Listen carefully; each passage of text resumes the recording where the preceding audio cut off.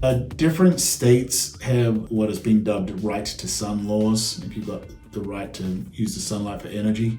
Some states have very good right to sun laws, which basically take away any ability for an HOA to block solar whatsoever. Others, like North Carolina, for example, has fairly ambiguous language. They do have a right to sun law, which takes away the ability of an HOA to block solar, but it's written in very ambiguous language, so it could be fought either way. Honestly, that has only ever been contested in court once that I'm aware of, and it went in favor of the homeowner and against the HOA, so that's good for solar. And then you've got South Carolina and Georgia who don't have any laws that would stop an HOA from getting in the way. So a lot of HOAs in Georgia and South Carolina block solar altogether, or they say, well, you can have it, but it can't be visible from the street, where in a lot of cases, it's got to be on the street side to get maximum sun exposure.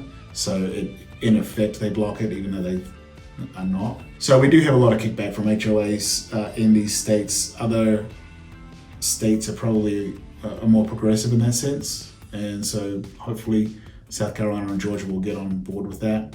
There is actually a bill written to give a right to sun law to South Carolina, and the wording of the bill is very, very good, very, very favorable to solar.